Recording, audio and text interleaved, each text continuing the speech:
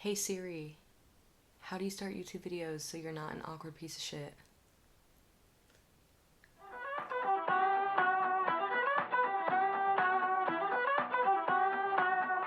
I have a list in front of me of all of the points that I wanted to talk to you guys about today. So today's video is going to be essentially on how you travel cheap. I'm going to use my example of when me and a friend went to Europe and we visited 7 countries in about a little over 2 weeks. We spent a little over 2 weeks over there, and it cost us less than $2,000 each. So pretty much how that trip went was we went from England to Holland, which is also known as the Netherlands. We went to see Amsterdam, and then after Amsterdam we went to Berlin, Germany. We went to Paris, France. Then we went to I want to say we went to Krakow, Poland to see Auschwitz. Then after that, we went to Zurich, Switzerland. And then finally, we went to Dublin, Ireland. And when we went to England, we went to London. So, and then ultimately, we ended up in London. And that's where we flew home. So, with all of those flights from like round trip and in between all of the countries that we went to and all of the hotels that we stayed in, I think we ended up staying in hotels for 15 nights. Yeah, all of that combined between the two of us cost us $2,000, and then plus all of our spending money. You can use any of these tips or tricks to apply to any trip. It doesn't just have to be to Europe, and it doesn't just have to be to the countries that I travel to specifically. This can be used for anything. So the first thing that I have on this list is to plan 6 months in advance. So what you're going to want to do is you're going to want to go to Google and do Google flights.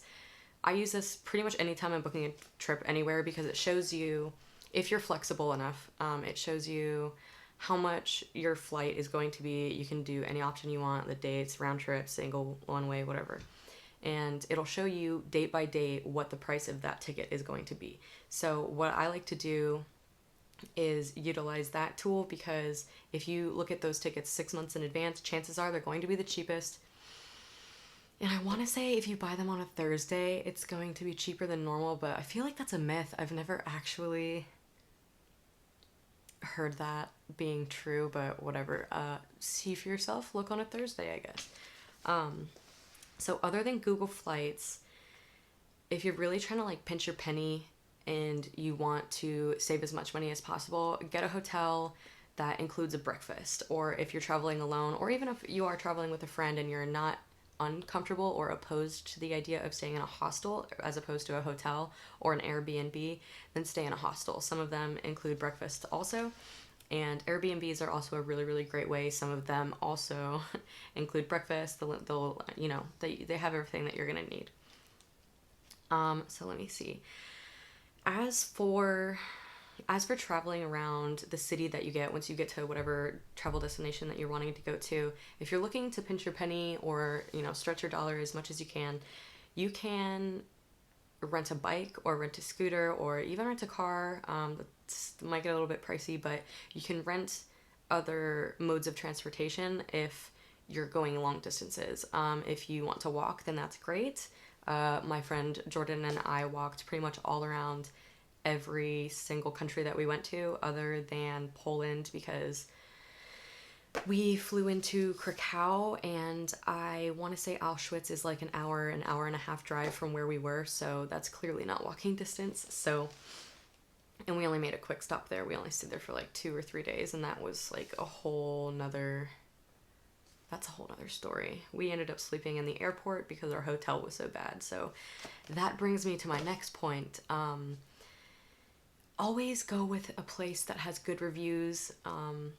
Travel isn't always perfect and travel isn't always pretty, so we actually did go to some place with good reviews, but Krakow, Poland as a whole is a lot cheaper than most places that we went to, so it was a cute place, but I feel like the cleanliness of the hotel we went to definitely could have been set to a higher bar. I don't know how to say that without just saying that our hotel was fucking trash. Anyway, like a really easy way to explain this.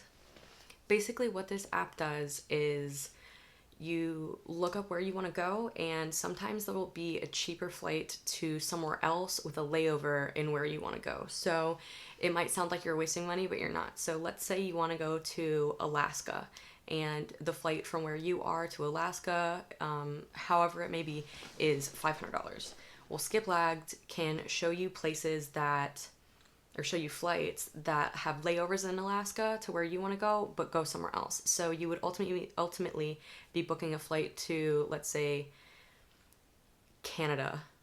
This doesn't make any sense, but just bear with me. So you'll be booking a flight to Canada that has a layover in Alaska, and the flight to Canada is actually cheaper from you to Canada, but instead of, you know, going all the way to Canada, you would just stay at your layover destination and miss your flight to Canada.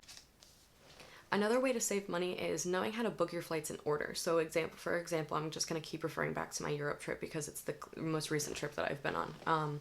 Know how to book your flights in order. And what I mean by that is we went in order, like specific countries in a specific way, because flights from England to France, like for example, if flights to England to France could be cheaper than going from England to Berlin. So clearly I feel like this should be a no-brainer, but book your flights in according to what is cheapest to get to where first. And the last thing I want to recommend is to pack light. So going to the 7 countries that I went to in Europe, I got by all 7 countries with only using a carry-on and a personal item, which means that I used a backpack and a carry-on suitcase. And I want to say you don't ever have to pay for a carry-on unless, it depends on your airline. So I remember we didn't have to pay for a carry-on in any of our flights other than I think on Ryanair and on EasyJet.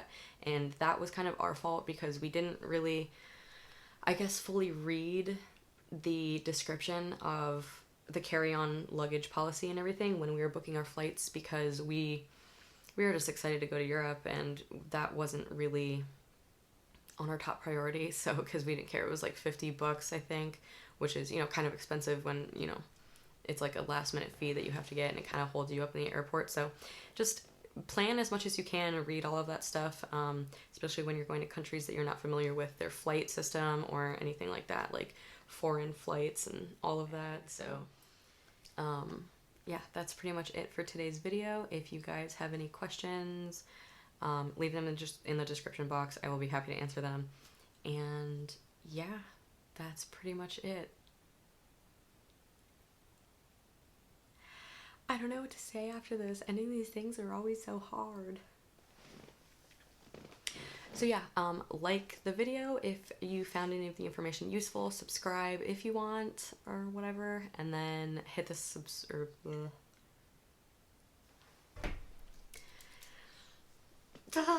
dude, these are always like so hard to fucking end.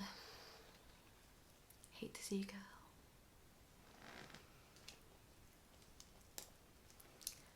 So yeah, like the video if you found any of the information useful, subscribe if you want or whatever, and hit the notification bell so you always are updated and notified when I post another video.